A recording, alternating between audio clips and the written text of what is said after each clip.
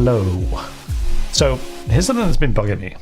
Every single day, thousands of developers are using Claude with web search enabled.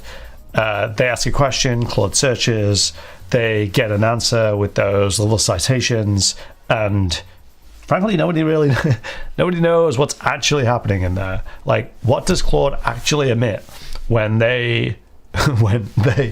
it decides to search? What does the data structure look like when it comes back? How do the search indices work? And what's the difference between web search and fetch? I didn't know either. So I spent the last week basically tracing every single tool call and looking at the raw API responses to dig through the actual payloads. And honestly, it's way more interesting than I expected. Today, we're going to open up the black box. We're going to trace through some live searches, look through the raw output, and understand the citation system. And this is the part that I'm actually excited to talk about what this means if you're creating content that you actually want AI to cite. Because here's the thing nobody's talking about. The way the system works has massive implications for how you should be writing, for how people think about content generation, not just the prompts, docs, blog posts, but everything. All right, let's jump over to my machine and get started.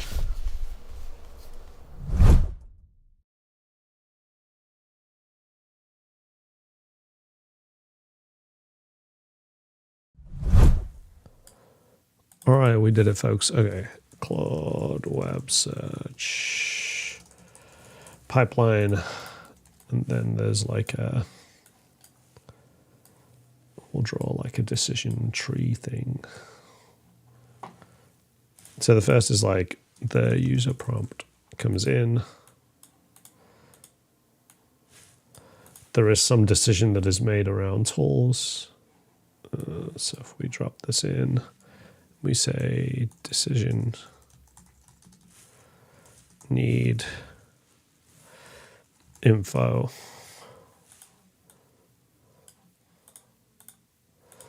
Then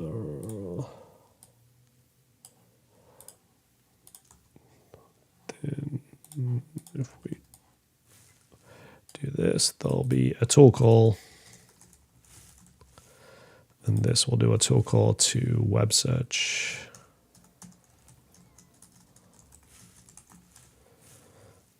Or web fetch.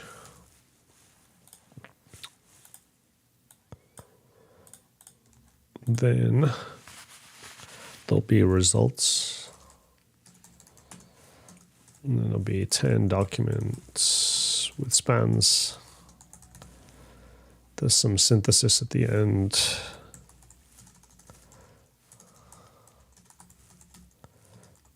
Read results,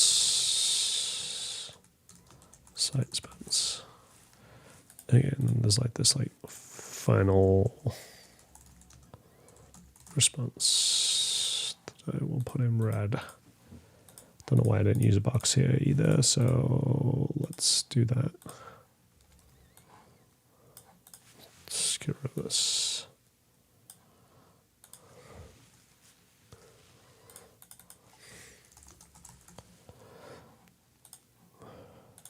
I'm trying to draw this out so it's easier to understand. Okay, so there's user prompts. Okay, so then there's like some subtle information. So like Claude here will make Claude decides if search.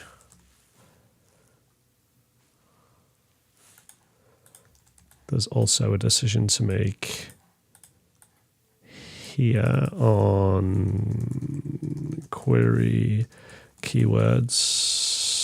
Not question. Then gets like some snippets. It's about 300 characters each. And then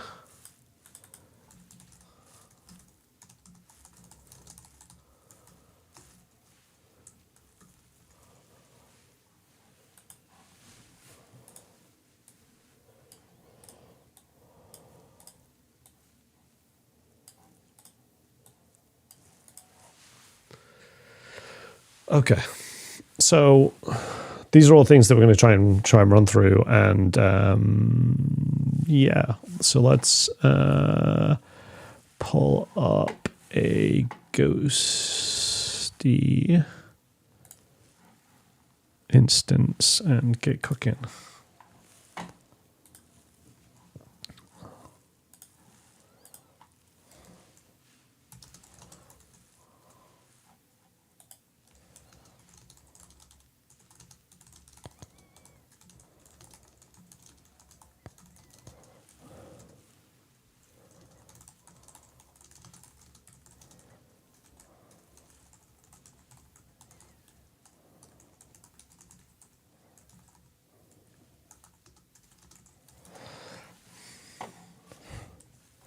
Figure out how to get the screen set up. Part of the issue is sizing, believe it or not. Okay.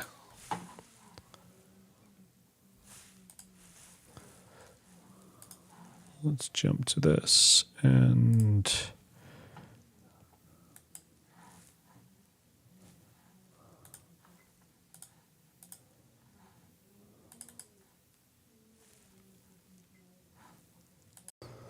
all right.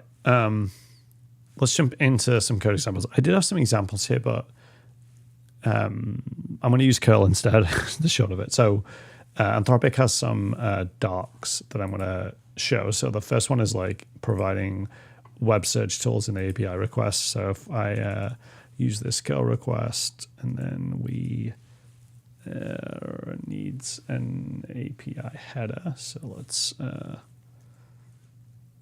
this.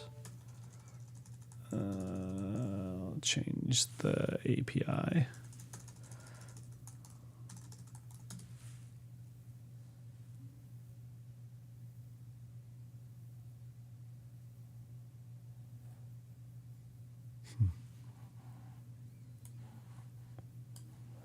Okay, so we got this like response here for requests. So going back to that decision tree, made a decision. It's got some encrypted content in these responses that I guess conveniently it doesn't want you to know what's in these what's in here, but it does get these like web search results that are super useful. You can also like localize and send some more data in the requests in the tool definition. So like when we made the request, we could add some more in here.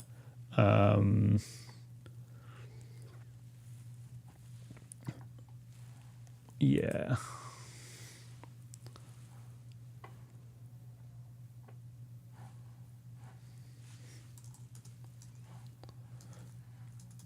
So that is the first step.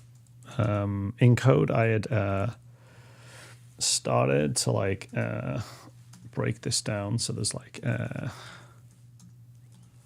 this tool call analogy. So there's like web search the web for the latest models, and we'll output a block. Let me try and convert this code into to demonstrate search into a demonstrate search using this.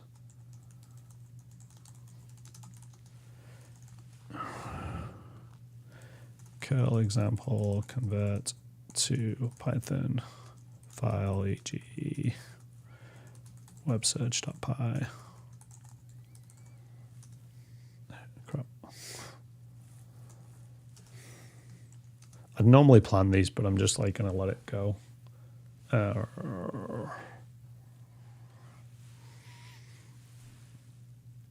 It's gonna like write this file for me right now, and then we'll keep going. Okay, so let me split screen and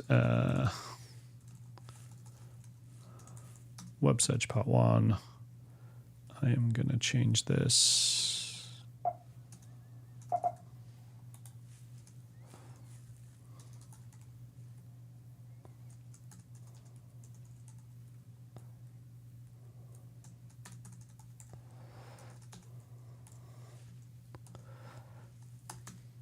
And we should get a result similar to what we just got.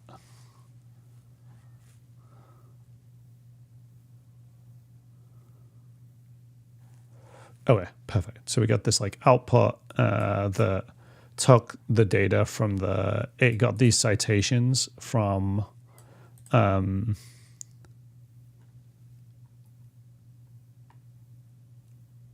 this list. So we got a bunch of search results basically, and then when it did the result, it then adds the citations in here, like you can see right here, and it has an encryption index with some information. Okay, next let's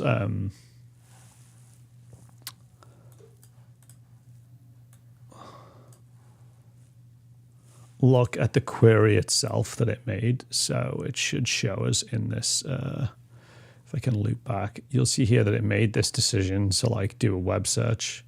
It uses the server tool use.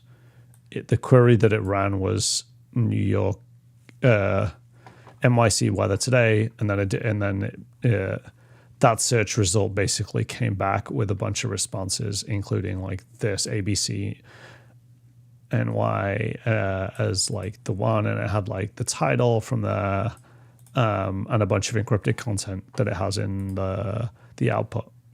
All right, next let's look at web fetch, because I think that's probably the more interesting one. Web fetch uses these headers.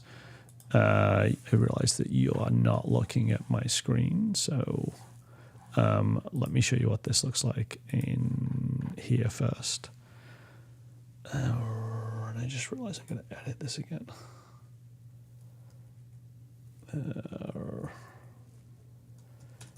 API.po.com, and let's change this to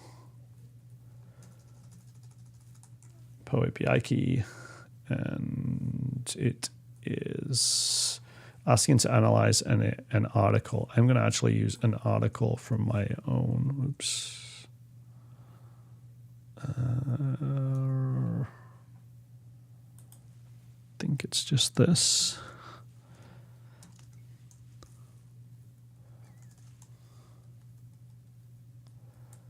I'm going to use my own article as an example to see what it sees. Okay, so I'm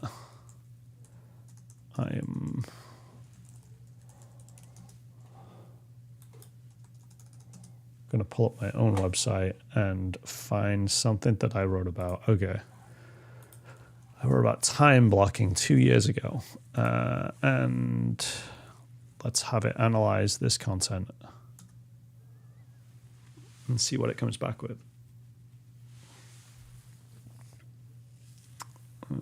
Okay. Wow, it cannot get this page. Okay. Tried to do web fetch. I probably have a block on API on these bots, but at least I know that. Let's try another one. So let's look at another page or a source that might be relevant. Let's. Why do you keep skipping? Please analyze the content. Let's find another blog post that might be good for us. Actually, let's look at Anthropic blog. Actually, I have a. Let's see. No, that's probably not that useful. All right, let's just do this.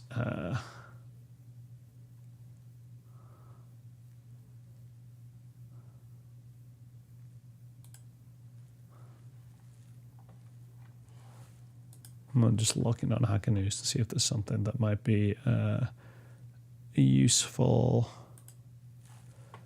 Oh, wait. Tech monoculture. Let's see if it works with this. Okay, it does not like the format, probably because I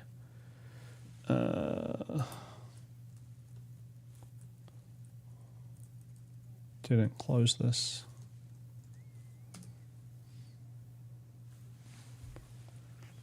Let's see what web fetch does.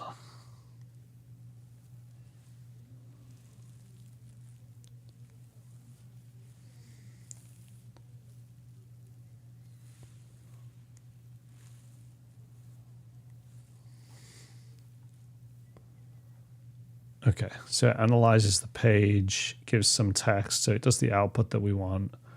You can see here that it gets a bunch of data from the page in plain text. That's actually super useful. While it does that, I'm going to actually figure out why the cell is blocking that page, because it would be cool to look at the logs from my own page. Let's see.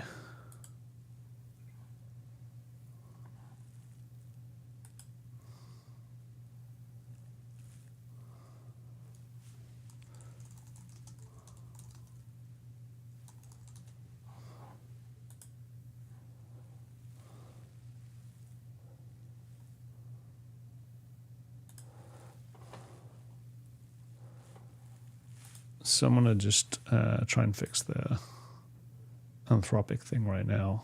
I think I know why. Basically, I use Cloudflare in front of my domain, so I'm guessing it's just in front.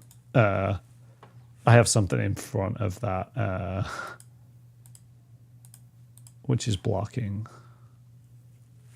the ability to search. What's funny is I see some requests, but I see nothing for the last period of time, and it should allow it.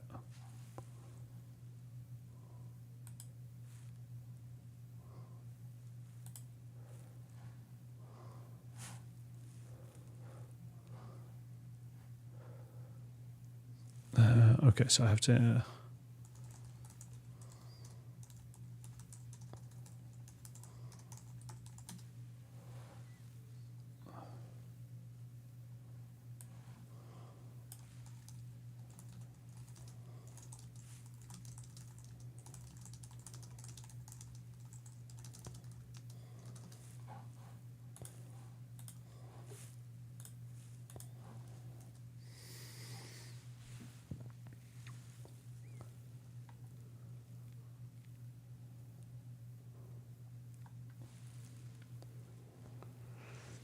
Okay, so the reason why it doesn't work is because I got a robots.txt file that blocks. Let's keep going. Okay.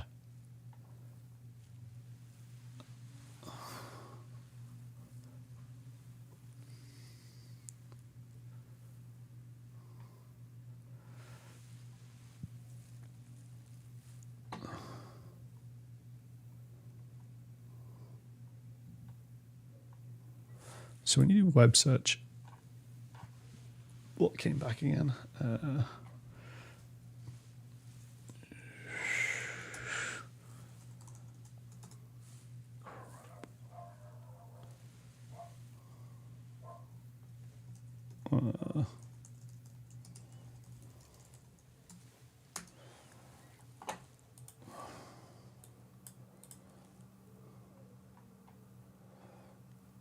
So we got a bunch of data back basically from this tool use from fetch. Let's look at the page that it fetched from. So it fetched from this page. And if I find the right window,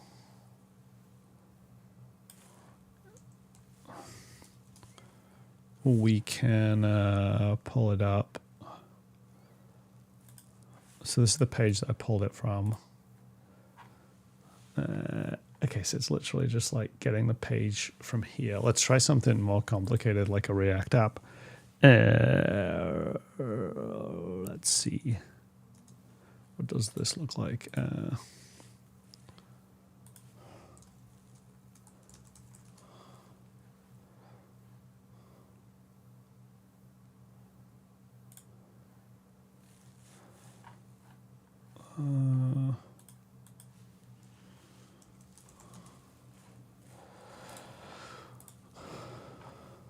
Okay, so this is a little bit more harder to read. Let's see how it does with this page. So I'm going to jump back over to Ghosty, give it the URL, and see what it comes back with. Go back here, turn on cursor, find the right one.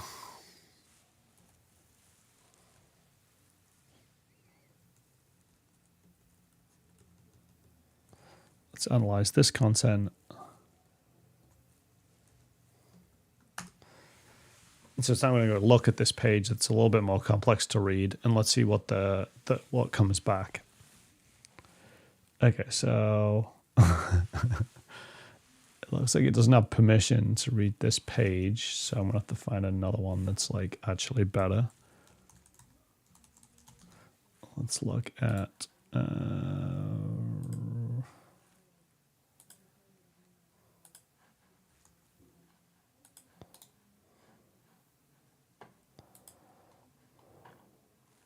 all right, so this is another one. This is Y Combinator, so hopefully this is a little, they just redesigned their page, so let's have a look at those. Okay.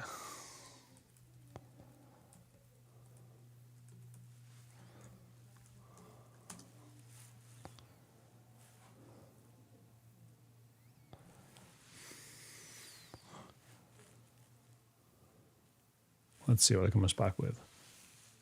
Oh, wait. So you can see it got like some data in here, converted some of the images, and got images back in this blob of information. It got all the email. It's just got a lot in here. So like, and then it got like two types. So you got like text types, content types. Okay, so I think I got enough information actually. Okay, let's say we want to build a tool to help us figure out how to optimize for web fetches. Can you help with that with knowing this information? Where is Anthropic stocks? Anthropic.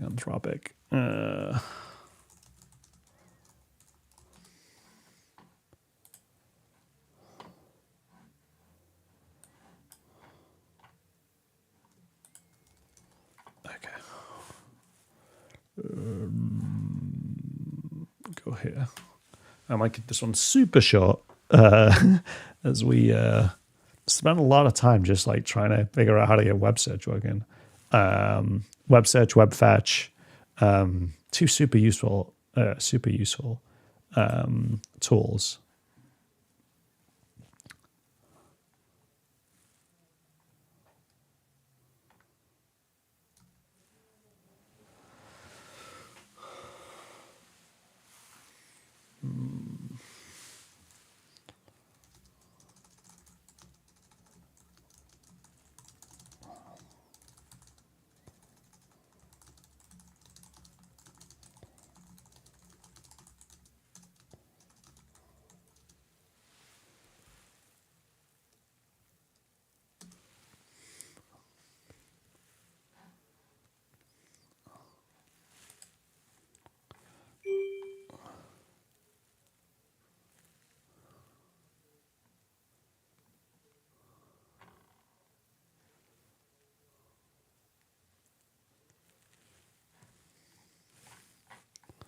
Just going to create this simple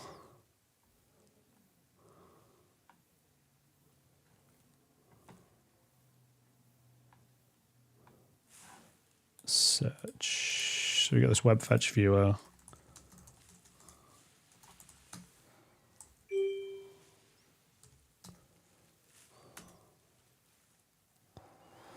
Okay, let's give it a URL that hopefully is not restricted. I did a blog on Twilio, so let's see if it can find it. Let's see.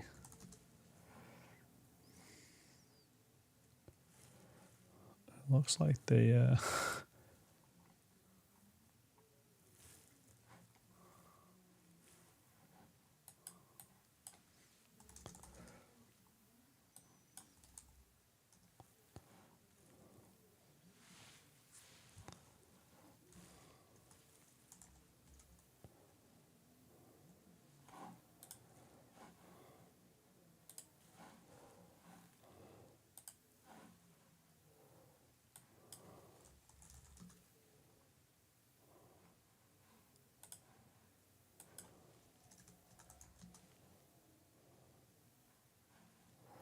Okay, I found something that I wrote on scaling Go applications. Let's see if I can find this. So I wrote this while I went to Twilio, and let's hope it's not blocked.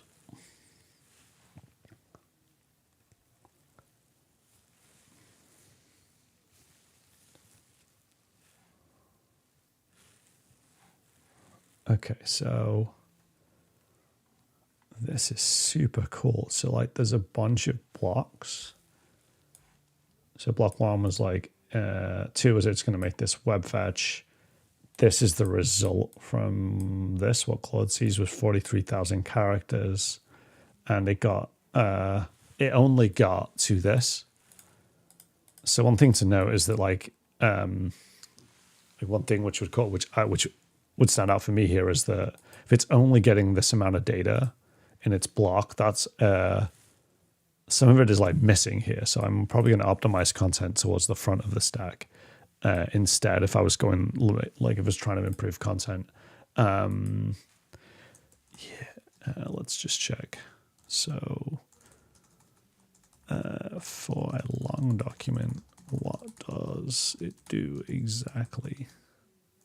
E.g. seeing this cut off at a certain length.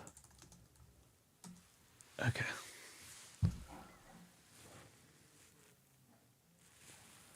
I didn't realize it cut off at that certain length. It's sort of strange. I guess it has like a...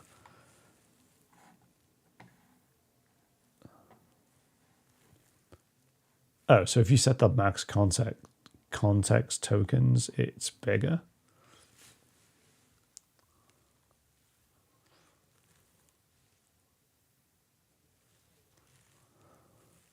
Wow, so if it does a search, it just like lumps everything in. That's crazy. So it depends on the token. I'm going to give myself another 5 to keep us moving. Okay, so this is going to run this. Let's see.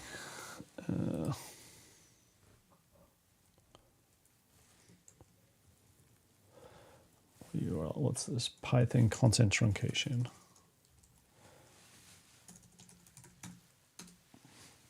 This is going to, when I set the token limit at 25,000, it's going to show it should show different results. Okay.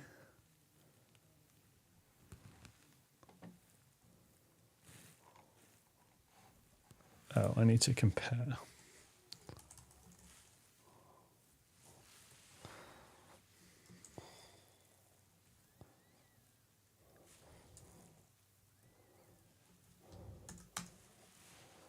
Okay. Does Claude like do auto?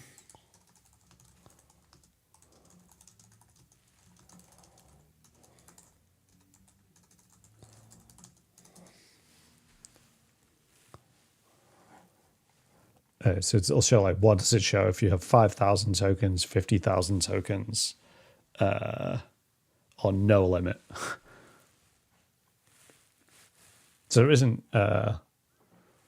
truncation.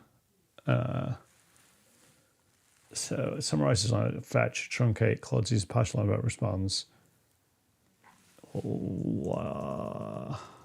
if I don't set max tokens, what does it do?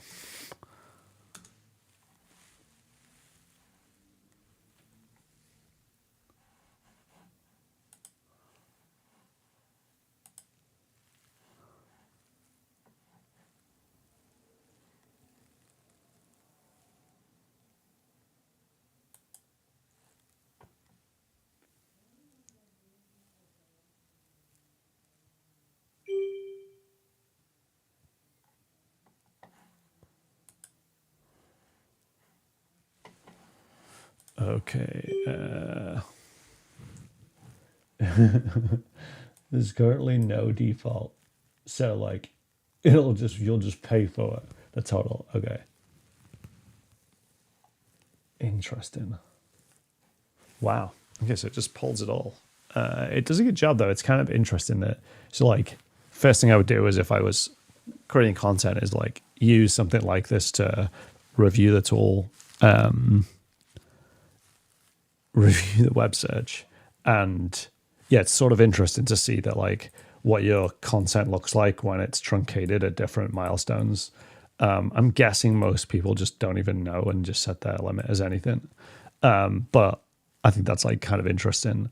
If you do write content though, it's kind of useful to see how it shows up here because you may want to like restructure how it shows or just at least make sure that reference links and other things show correctly as it sort of moves through its turns. Yes.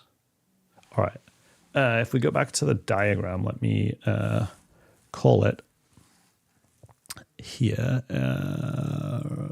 Not the timer. Yes, this was the page I was looking at. Find the right tab. Okay, let's go back to here. So we like went through this process today of getting search to work. We also went through another process of like doing prompting direct. So it's like user prompt, user prompt, use the web fetch tool, get page, and then behind the scenes, it's basically using a tool call to like server side request to use web fetch tool, and then it responds with the content directly in the payload, like we saw, which is it's interesting how it just like shoves everything into the context window from that page, and then you get some like output for the user. Yeah, I think if I was like doing some sort of content optimization here, I'd definitely be looking at the way web fetch, like optimizing towards some tools around web fetch. I assume that they may exist in the world. Web fetch tools. There's like all this like AEO stuff.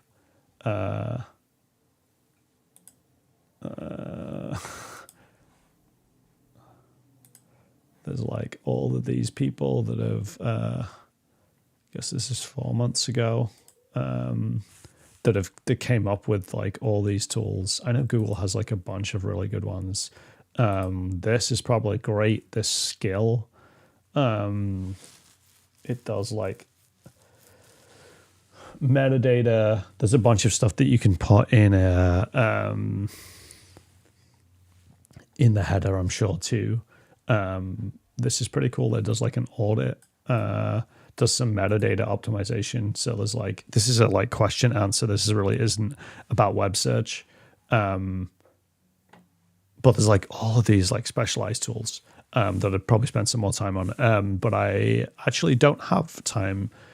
So with that, yeah, this was interesting. It took us a while to get some of the web search functionality set up. I guess that's just because Anthropic have like these headers that took us a while to get set up today, which is here. And yeah, it's just kind of annoying to set up. And you need to like send beta headers with fetch, which is slightly strange. it doesn't support websites dynamically rendered with JavaScript. So like, it's good to know that like, if you're doing this and you're expecting like Claude to work, like this is a problem, which is wild given how much React and other things there are in the world. Yeah, with that, if you spent any time watching this, I appreciate it. Thanks. Bye.